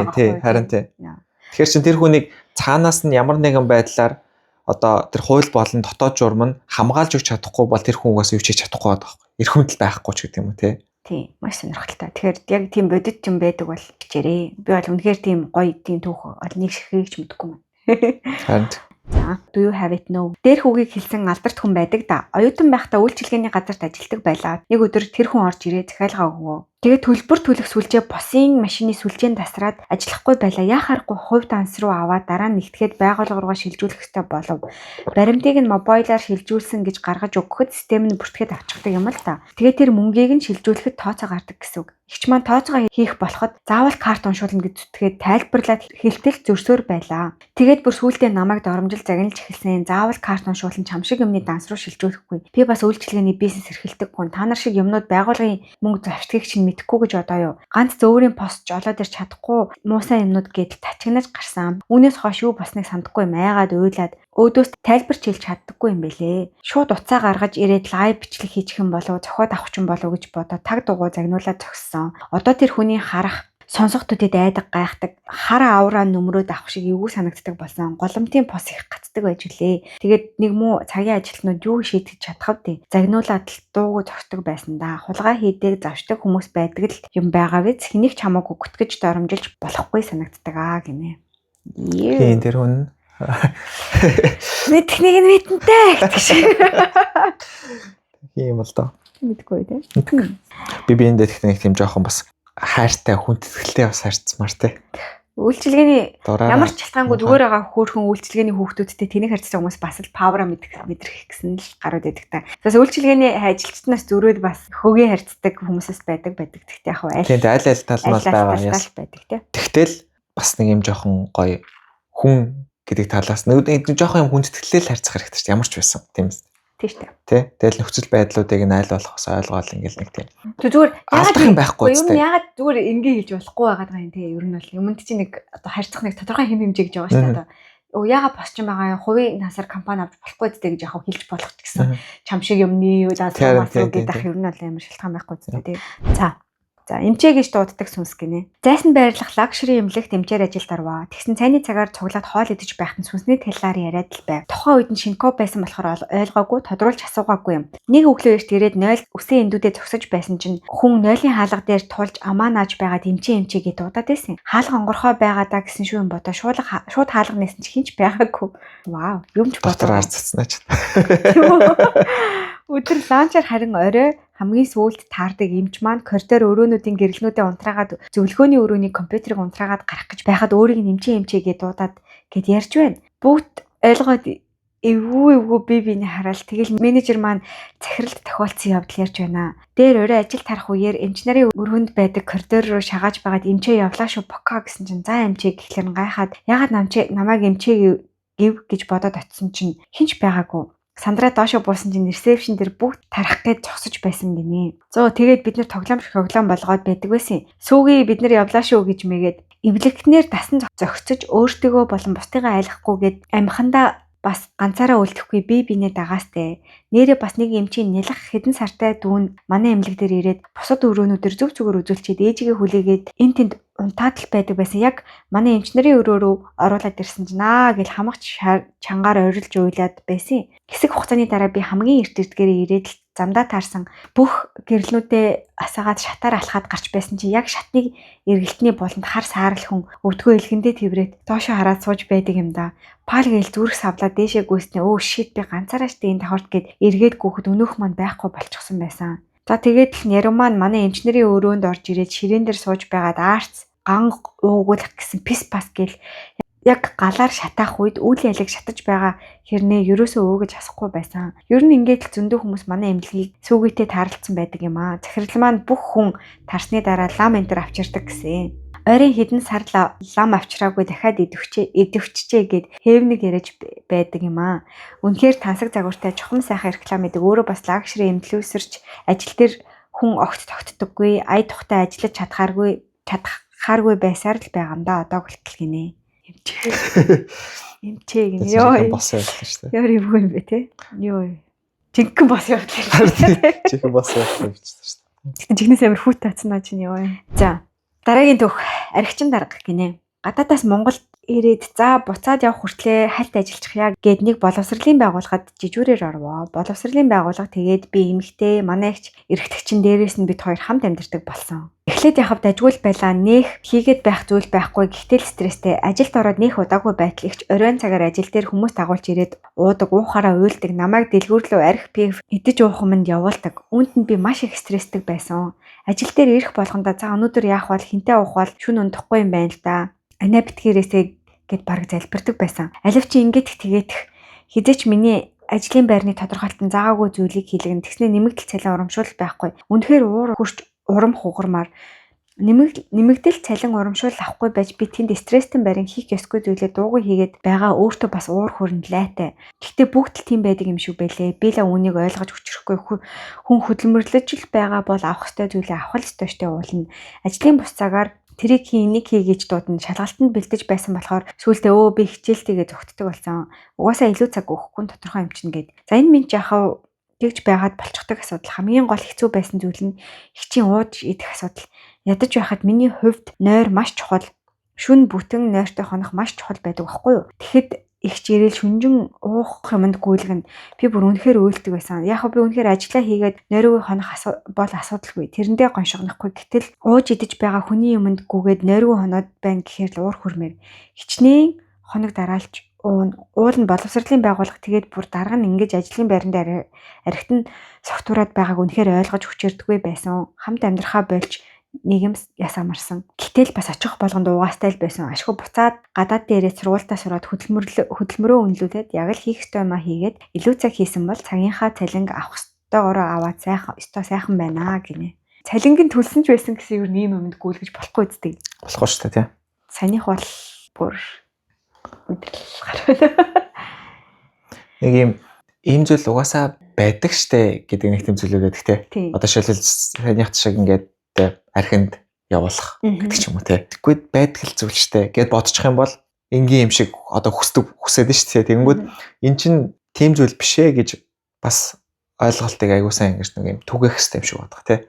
Одоо тэрийг маш олон хүн хийж ижил солигдох байх л та. Би бол иймэрхүү юмнууд бас мэдэн л те. Шинээр ажилласан нэг энэ манай энэ гүн гэл те. Ингээл нэг энэ манай бацаа ингээл юм байд юм аа те.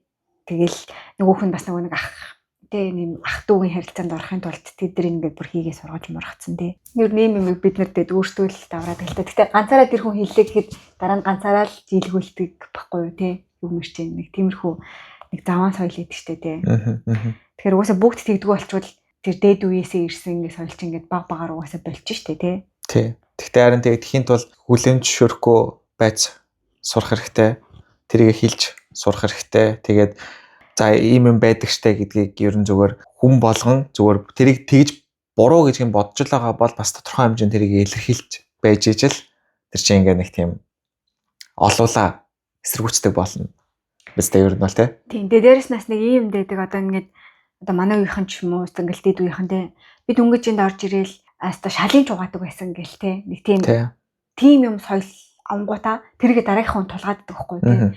Тэр шалын угаадсан чи эсвэл бас угаа гэдэг итгэдэг. Тэгтэл чинь үнэхээр цэвэрлэгчээр ажилд аваагүй бол тэр хүн ягаад ер нь шалын угаах хэрэгтэй юм бэ тий. Тэг үгүй гэж хэлэх юм бол энэ зэвүүн бацаа. Би ста энэ ингэсэн гэдэг тиймэрхүү юм байдаг штэ. Тэрийг бол би ингээд үгүй гэж хэлж байгаа зөвл гэж боддог ер нь л. Хэрвээ чи өөрөө шалын угаахтаа окей гэж бодсон бол бас тэрийг өөр дээрээ зогсоох хэрэгтэй юм шиг санагддаг гэх юм уу. Чи өөрөө яхав тэгээд ямар нэгэн хүлээн зөвшөөрөл авах гад тэрийг хийцэн байлаа гэж бодоход дараагийнхаа үннийг тэгээд ирээ гэж юу хэлж болохгүй юм шиг бол санагдаад байдаг л та. Гэтэ яг дөнгөж ажилд орж ирчээд бүх хүн одоо ямар нэг юм хийх гээд одоо нэг скотч тутлаагээ гараад ирлээ гэхэд бол ингээд зүгээр манераараа ингээд тэр хүмүүстэй бас үнэлүүлэх гээд одоо нэг за би гүгээд гараад ир яг гэх бол бас ажлын байрны нэг хүчирхийлэл биш бэлгүүдээ тий. Бицтэй гэж юу. Тий. Би бас хүчирхийлэгч байна уу? Зүгээр тэгэл яг тиймэрхүү юм бол хийчих. Би явчаад ирэх гэдгээс арай нэг залуухан нь байна гэдгийг мэдэрдэг ч юм уу те. Тиймэрхүү утгаараа бол ингээд бусад хүмүүстэй хүндлэл үзүүлээд ингээд яваад ирж байгаа байтал нөгөө хүмүүс нь ингээд хүндлэхгүй чи явах хэрэгтэй гэд хандаад ах юм бол бас буруу л та те. Яг түрүүний тэр нөгөө зөөр шал угаах нэтэрэ гэдэг дээр бол одоо юу гэдгийг компаниараа ажлын байраа цэвэрлэх компаниудс байдаг штэ. Гэтэ тэр нь шал өөр кейс наач аа. Тэг бас жоохон өөр кейс шүү дээ. Тэр бол байж болох юм шиг санагддаг байхгүй. Одоо гэдэг нь тэр нь нэг хүнийг чи шал угаа биш бүгдээрээ угаадаг. Тэр захирал нь байна уу, хин нь байна уу бүгд л зүгээр ингээ угаадаг. Тим соёл бол тэр бол надад бол зүгээр окей юм шиг санагддаг. Бүгдээрээ хийж байгаа учраас. Тэгэхгүйгээр нэг нэгэ тэ чи ингэх ёстой гэдэг бол жоохон тэ юуг accept хийх уу, юуг accept хийж болохгүй бай гэдгийг. Very true. За дараагийн хөгжилтэй менежер гинэ. Манай одоогийн менежер ямар ч асуудлыг амархан даваад гарах урам өгдөг тийм хөөрхөн хүн байна. Хурал зарлахаар одоохон гिचгээд орж ирдэггүй хүн байдаг да. Сүүлдээ бүгд ээлжил зарлахаар манай менежер за явах бай явтахаач. Комент 50 хүн шүү дээ ирж ил яваа хүлээжлээ. Харин манай амраад 50 ч гэсэн өхрөөд байдгийг гин. Хоёрдугаарт өмнөх менежертэй загнуусаар байгаад халширсан нөхдүүд одоо алдаа гаргаад муухай царайлаад өрөөнд нь орохоор андахгүй. Удаа битгий айдаг царай гаргаад бай гэд орсон хүнийг инээлгэн. За нууж хаалгүй зовлонгоо тооч үннээ өчг юм. За тэгээ тоочондоо наадах чинь ингээд болчихно гэдэл асуудал шийдэгдэнэ. Өрөөнөөс гарсан хүмүүс нь нэмсэгдээд л гарч ирнэ. Өстой бүүн хайр шүү дээ гинэ. Чин менежер байна те. Яг менежер скил гэдэг чинь юу нэл яг энийг хэлдэг байгаа байхгүй юу манайхаа. Нэг юм тэр хүн хоорондын асуудал болон зөөр хүний нэг ингээд нэг тийм сэтгэл санааг нь гоё засч чаддаг те. Бурыг нь буруу байсан, зөвгийн зөв байсан ч гэсэн ингээд нэг тэр ажлыг явуулах тал руу нэг хэлүүлээд ээж чаддаг тийм. Яг менеж хийж байгаа байхгүй юм их тийм. Тиймэр хүмүүс үнэхээр бас гоё шүү. Тэм хүн олвол алдаж болохгүй шүү. Яг үнэ тийм. Тэм хүн олон бол бас хорой. За бичгэд их урт түүхтэйгтэй бичмээр санагдаад. Тэгтээ 2013 онд нэртэй төрийн бус байгууллага байсан гинэ. Шинэ жилийн арга хэмжээ зохион байгуулдаг ивент энэ төр хийж зохиодог байсан. Унграас ирээд удаагүй ажилд авна гэхээр Нанкада бөглөөд ажилд орвоо. Тэгсэн 10 сарын 15-наас ажил эхлээд эхний ээлжинд ресторануудтай гэрээ байгууллаад 10 гаруй хүн тухайн үед цуг шинээр ажилд орсон. Хүн болгонд нэг зоогийн газар хариуцуулж өгөөд 12 сарын 1-ээс өдөр алдахгүй шинэ жил хийхээр төлөвлөж Улаанбаатарыг урдаас хойш баруун зүүн чиглэлд ороогүй байгууллага бошуураа өгөөгүй газар байхгүй. Бид нар үнэхээр махитлаа ажиллаад 11 сард талингаа авах гэхэд ресторанаас мөнгө орж эхлэегүй байна гэд эхний сар үнэгүй ажилласан. 12 сарын 10-нд хүн болгонд 300к өгснөө. Энэ сарын сүүлээр бүх цалингчид бодож өгнө гэд бас л худлаа ярьсан. Бид нэр үнэхээр махитлаа ажиллаад өглөө 9-т офис дээрээ цуглаад орой хуваартай ресторан дээрээ шөнийн 11-12 заримдаа 1 цаг хүртэл арга хэмжээнд зохион байгуулад шаргуу ажиллаж байхад 3 дарга гэсэн нэртэй залуучууд бид нараар үнэхээр тоглоод 1 сарын 3-нд дуудаад уучлаарай хасахтай ажилласан гэд нэг ч цалин өгөөгүй. Тэр үед л хөдөлмөрийн гэрээ байгуулах хэрэгтэй байсан гэдгээ мэдсэн. Тэр нь бидний бурууч гэсэн дөнгөж сургуулаад төгссөн 20-с 24 насны залуучуудын үнэхээр урмыг нь хугаалж чадсан гарууд шүү. Одоо хүртэл бордохоор л гомдоод байдیں۔ Тэрнээс болсон гэхүү би шантраад буцаад Европ руугаа ниссэн. Үнэхээр муухай гинэ. Онцгойтэй. Шиг нэг ингээд дөнгөж ажилд орж байгаа төгсөж байгаа залуучуудыг нэг тийм ашиглая гэсэн нэг тийм сэтгэхүүгээр бүр шууд ханддаг хүмүүс их байдаг те. Хүнийг ажилуулсан бол мөнгө өгөх ёстой штэ. Би энэ дэр маш их уур хүрдэг. Сүүлд ингээл Тэр бас ингээд өөрөө нэг бизнесийг л хаахтаа хүртэл бүр ингээд яг л цалин мал ингээд хөөхөн нэлээд хэд олон сая төгрөгийн өртөө ингээд дуусаад хааж байгаа шүү дээ. Тэгсэн ч гэсэн хүн ажиллуулсан л бүр яс хөдөлмөрийн ингээд тооцоол гарах ёстой л гэдэг байна. Алдагдaltaй байсан ч гэсэн. Энэ хүмүүс зээл аваад ч хамаагүй тэрийг хаах хэрэгтэй байхгүй юм тийм үстэй. Ер нь бол эдний тэр алдагдaltaй ажилласан байх нь тэр хүмүүсийн л асуудал шүү дээ тийм үстэй. Ерөөсөө тэр хүмүүсийн ажил биш байхгүй юу? Юу вэ тийм. Арай. Нэрнгэсээ зээл аваад ч хамаагүй цалин нь өгөхтэй шүү дээ. Ажлаа өгөхтэй ёо тий. Барилга дээр хүүхдүүд ажиллуулчаад юм нөхгүй. Ёо тэр бол үнэхээр манайхаа нүүл шүү. Арайчтэй. Тэ жоохон тайван. Яг надад нэг тийм цалингаа өгөх кейс байхгүй. Гэхдээ цалингаа цагтаа тавьдаг гэдэг юмараа ингэж флекстэнгүүд миний бүр битгий хуц гэж хэлмээр өстө хуц гэсэн би гэдэг шиг л гэж хэлмээр санагддаг. Юу гэсэн үг энэ чинь X-тэй хамгийн ихний ажил чинь хамгийн ихний тооцох хэрэгтэй. Санхүүгийн тооцооны чам номер 1-т байх хэрэгтэй юм. Чадахгүй бол тэрийг өөрийнхөө биеэр хийцгээ. Битгий хүн ажилд ав. Үнэ. Тэ. Хүн бол цагаа ерөөхдөө зарчил тэрнийхээ төлөө тэрнийхээ орон цалингаа л авч байгаа шүү дээ. Тийм учраас эн чинь ингээд нэг нөгөө 8 шиг зүйл байхгүй тий. Хүн ажиллаж байгаа бол төлөх ёстой. Бараа авч байгаа бол үйлчлэгээ авч байгаа бол мөнгө өгөх ёстой. За энэ их гол хүүх ах шиг байна да. Ленди мэн ажлын ярилцлага гэнэ. За өнөөдөр хамгийн сүүлийн түүх шүү заяа. Өөр түүх бичиж гэдэг дотор орж ирсэн. Энэ уушаагүй тий. Уушаагүй. 3 дугаар курсээсээ банкнд ажилд орж байлаа. Тухайн үед хүний нөөцийн хэлсэн багахан цалин оюутан надад бол ёстой баян оюутан болсон юм шиг санагдаж билээ. Тэндээ жил гаруй ажиллаад хонхны баярынхаа маргаашаас амралтаа аваад тэр хоорондоо шинэ ажил хайж амралт дуусаад шууд гарахаар шийдсэн юм аа. Тэгээ Зангацгийн мэнээр хэд хэдэн газар руу CV-гээ явуулж ярилцлагад ороод явж байтал Ленд миний зээл төлөвлөлтийн мэрэгжилтэн гэсэн зар таарваа. Яг тэр үед та хоёрын Ленд миний тухай подкастыг сонсцсон байсан болохоор нэг л дотн гоё газар шиг санагдаад яг юу хийдэг ажил бол гэж судлалгүй CV-гээ явуулчихсан. Маргааш нь ярилцлаганд дуудлаа. Очсон чинь ярилцлага авах хүн төр гарсан гэд миний нүдэр бол золоо ахтай их адилхан нэг ах ярилцлага хоросон. Яа. Өрөөнд ороод хамгийн түрүүнд чи ер нь юу хийх ажлаа мэдж байгаа юу гэж асуусан. Би ч уцаар яриад зээлээ төлөх ёстойг нь сануулгах юм болов уу гэсэн чинь тэрийг ч хийнэлтэй. Гэхдээ хамгийн гол нь зээлээ төлөхгүй байгаа хүмүүсийн гэрээр очино. Гэр хороолоор ч явна. Машинтай байвал их зүгээр гэв. Тэр үед миний толгой шууд л айлаар ороод явж байтал согтун хүн таарад айгаад гараад гүйж байхад нь араас нь нохоо хөөгөөд байна гэсэн кино явж байсан мөртлөө гаднаа надад машин байгаа гэж хариулчихсан. Тэгсэн тэр ах надад санаа алдаад ер нь жаахан эрсдэлтэй ажил болохоор эрэгтэй хүн авахар хайж байгаа. Эмэгтэй хүн бичээд байгаа шүү дээ. Хайж байгаа маа гэсэн. Би ч тийм үү танаад их хормоор байсан юм аа. Анхаасаа подкастыг сонсон. Тэжэлсэн юм. Тийм үү. Сонсоод нөхөр нь танах анх нэгдэж байсан үеэс ажиллаж байсан тухайга ярихыг сонсоод их гоё газар юм байна л гэж бодсон гэж хэлсэн. Тэгтэл тэр ах би ч бас тэр үеэс ажиллаж байгаа гэсэн гэдэг юм байна. Би ч таны YouTube-ыг гаргаж би ч таны YouTube-ыг гаргаж үзүүлээ. Та хоёр миний амьдрал карьерийн рол модель шүү гэж ярьж өгсөө гэдэг. Тэрийг ажилд авчихсан шүү. Тэр ахтай бараг 2 цаг шахуу ярилцсан баха. Ажлын ярилцлагад яаж орох вэ? Өөрийгөө яаж зөв ойлгох вэ гэдэг их олон үнэтэй зөвлөгөө авч ёстой нэг жижигхэн сургалтанд суушиг юм шиг л гарч байлаа. Харамсалтай нь тэр үед Лендэмэнд өөр тохирох ажлын байр байгаагүй болохоор орч чадаагүй. Гэтэ тэр ахын өгсөн зөвлөгөөний ачаар маргааш нь Орсын ярилцлагадаа тэнцээд одоо хүртэл тэр газартаа ажиллаж байна гинэ. Одоо тэр ахын нэрийгч царайгийн цайнд санахгүй байгаа юм аа. Гэтэ ярьж хэлж өгсөн зүйлс нь бас яасан золоохтой адилхан юм дэ гэж дотроо бодож сууснаа маш сандаг аа. Хоёрын бичлэгийг үзээр яг л ахигч хоёр шиг минь санагддаг болж байгаа нөхөр.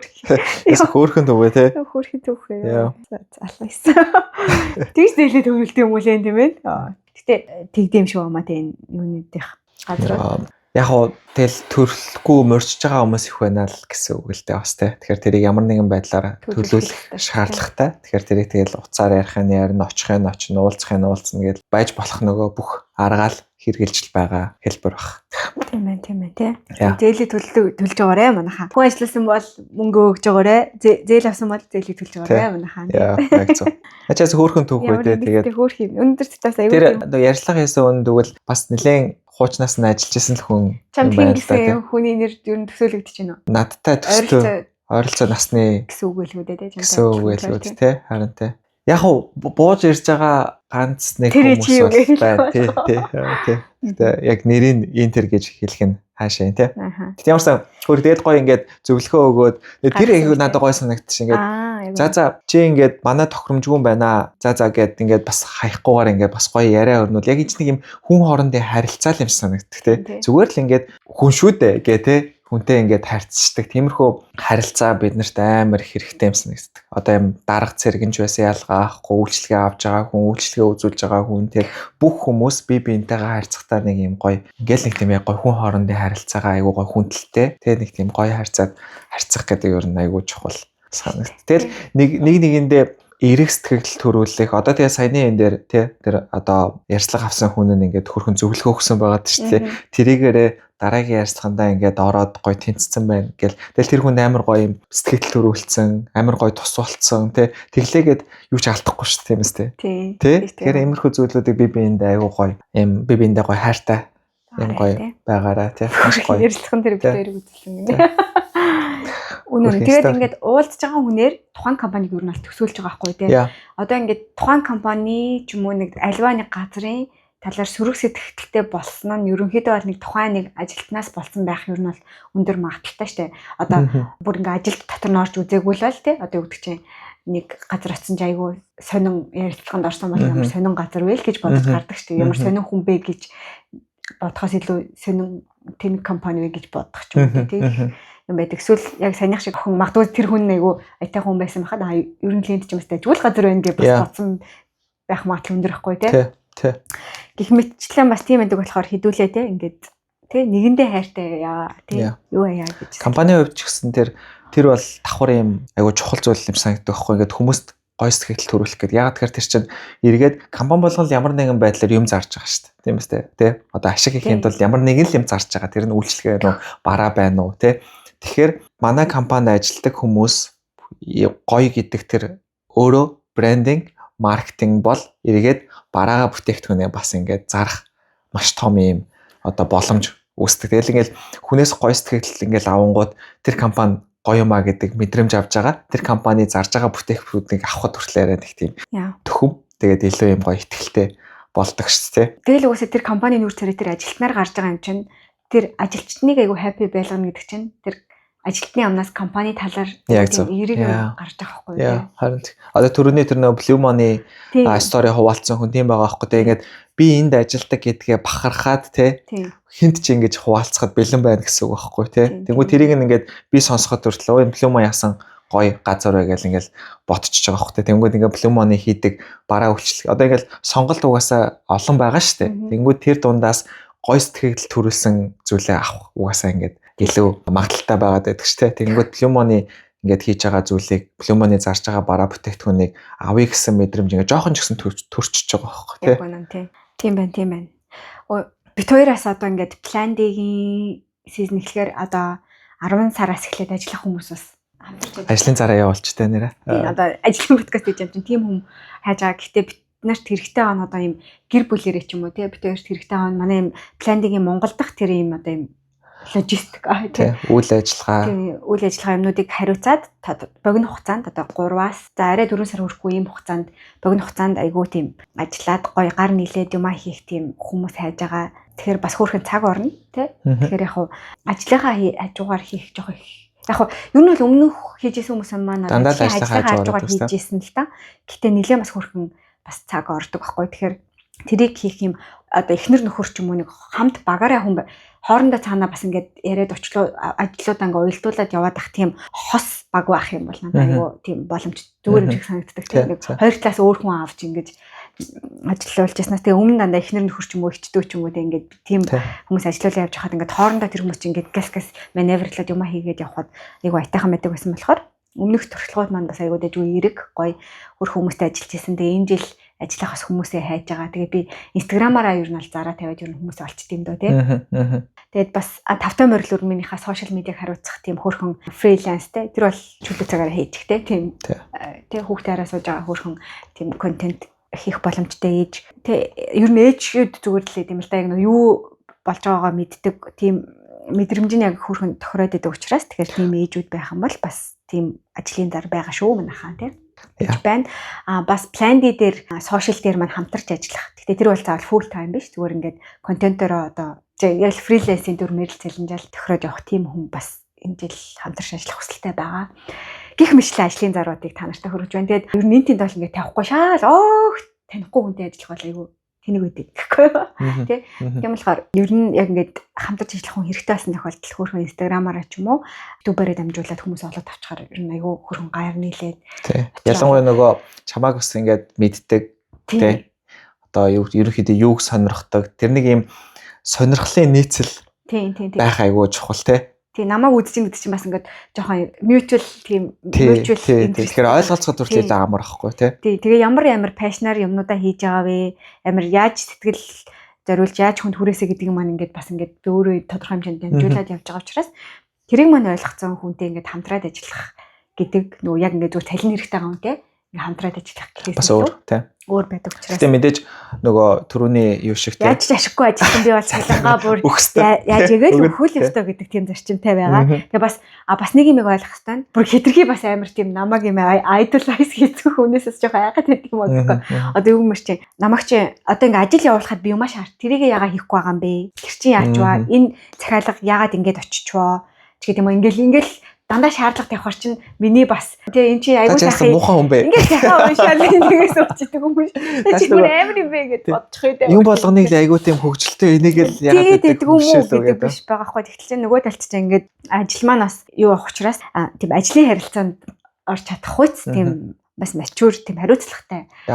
Communication сайтай тийм хүнтэй хамтарч ажиллахыг хүсэж байгаа юм аа. Тэгэхээр тий миний муухай сайттай танилцмаар байх юм бол тий би бол хэлнэ штэ. Тийм үстэй цалингаа тавиад хийж байгаа хүний ажил буруу алдаатай юм гаргасан байгаа л тэргээ тэгмээрг байна. Гэтэ яста чам шиг юм их юм уу бол ингэж хэлэхгүй ч гэсэн тодорхой хэмжээнд бол хийх ёстой юмнуудыг хэлнэ. Тийм учраас яг гоё ажил гэж бодоод тэгээ хамтраад гоё хийчих тийм хүмүүс байх юм бол хайж байгаа. Тэгээд инстаграмаар тэр үедээ оруулах байх. За тэгээд өнөөдөр бас айгу хөөрхөн төгөөд ажиллаа тий. Айгу гоё эрэг сөрөг ба эрэг нь айгу тийм баланстай гоё орж ирлээ. Айгу сонирхолтой төгөөд уншлаа. Тэгээд төсөөлийн лендмэнийн төх бүр гоё. Баярлалаа.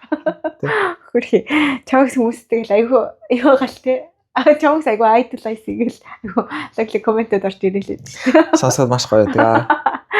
Баярлалаа. Манай эдитер бас та нарт баярлалаа гэж хэлж байгаарэ тий. Амар хөөрхөн эдит хийдэг тий. Тий подкастыг маань айгуу гоо сэтгэл гаргаад үзүүштэй болгож контентыг маань таслахгүй явуулж байгаа баярлалаа. Маш хөөрхөн ажлыг маань нугалж байгаа. Тийм эдитертэй баг нэг жил Монгол хэлнийхаа дараа байсан гэхээр. Тэгэхээр тийм хөөрхөн хүмүүстэй уулзраад ажилладаг байгаа тий. Надад ер нь дандаа хөөрхөн хүмүүс таардаг л та. Үнэн гэхдээ яг тэгдэг. Гой Монголд гараа очихтой гой бас гой уулзмаар байгаа тий. Тий ингээ хөөрхөн юм хийдэг хүмүүстэй хамтраад тий. Бата бол уулз шүү зөв шүү тий. Тэгээ нөө ирээд Монголоос ирснийхаа дараа ихсэн учраас тийм байгаа. Дараа нэг сайхан өдөр Монголд нөгөө шинэ жилээ хийвэл тий. Компанийнхаа нэг шилдэг шалгаруулаад чамаг юм намайг ч юм шалгаруулаад. Гэхдээ одоо ч маах зөндөө хүнтэй болцсон юм чинь. Компани шинэ жил гэдэг айгу гой санагддаг шүү Монгол. Амар гой мэдрэмжтэй. Тэр ер нь айгу их юм салдаг зүйлүүд энийг компани шинэ жил нэг юм уур амьсгал маш гоё зүйл. Монголд л яалтчгүй одоо түрүүний ингээд дурдсан одоо асуудалтай зүйлүүд байдаг ч гэсэн бас маш гоё зүйлүүд үнэхээр их байдаг те. Тэр нэг юм гоё харилцаануудны гоё амьд. Бид нар өөрсдөө нөгөө монгол хүн учраас илүү тэрийг мэдэрч харьцаж байгаа болохоор тэг санагддаг байх л та. Тэг тиймэрхүү юмнуудыг бол үнэхээр игээ сандаг.